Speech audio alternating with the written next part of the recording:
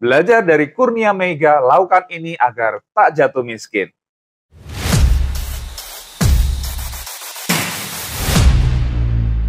Ya, lagi viral banget nih Kurnia Meiga, ya, mantan kiper timnas Indonesia. Ya, lagi live jualan keripik, jualan jersey gitu kan. Ya, dia terpaksa harus jual medalinya ya karena dia sakit mata sejak 2017. Bahkan yang sangat mengejutkan ya, akhirnya mantan istrinya buka suara bahwa dia ada persoalan dalam rumah tangganya, yaitu dia ternyata peminum dan juga melakukan KDRT. Wah, banyak netizen yang syok sekali. Nah, apa yang bisa kita pelajari dari Kurnia Meiga ini?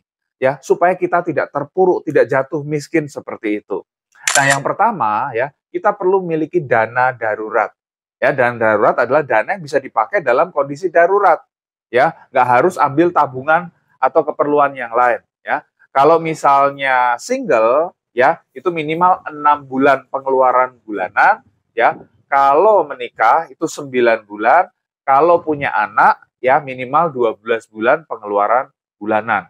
Tapi kalau misalnya penghasilannya tidak tetap, ya minimal 12 bulan lah supaya lebih aman. Ya, penting sekali punya dana darurat. Kemudian yang kedua, miliki asuransi kesehatan. Ya, asuransi kesehatan itu manfaatnya memang tidak dirasakan langsung gitu kan ya. Tetapi kalau ya amit-amit sakit gitu kan, ya kita nggak pusing dengan biayanya. Ya, dengan bayar mungkin berapa ratusan ribu per bulan, tapi bisa dapat manfaat ya. Ketika masuk rumah sakit, ya mungkin harus operasi, itu biaya sampai miliaran, ya itu ditanggung oleh perusahaan asuransi. Tapi kalau memang budgetnya belum mencukupi, nggak apa-apa, ya minimal miliki BPJS Kesehatan. Oke, itu yang kedua. Kemudian yang ketiga, miliki asuransi sakit kritis. Ya, asuransi sakit kritis ini pelengkap dari asuransi kesehatan tadi. Karena tidak semua hal itu kan di-cover asuransi kesehatan atau BPJS Kesehatan. Misalnya amit-amit kena stroke, ya, apakah semua bisa diklaim? Kan enggak. Contoh misalnya, ya, keluarganya harus nemenin nginep, ya, ada biaya transport ke sana, ya, akomodasi kan nggak ditanggung BPJS Kesehatan, betul nggak? Ya, kemudian kehilangan penghasilan, ya, karena nggak bisa kerja.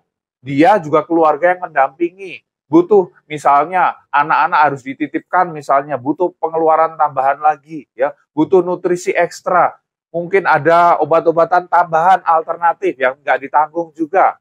Banyak sekali hal-hal yang tidak ditanggung.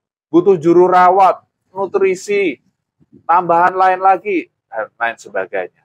Ya, jadi perlu tambahan asuransi sakit kritis. Itu tujuannya bukan untuk bayar biaya rumah sakit, tapi ngasih santunan.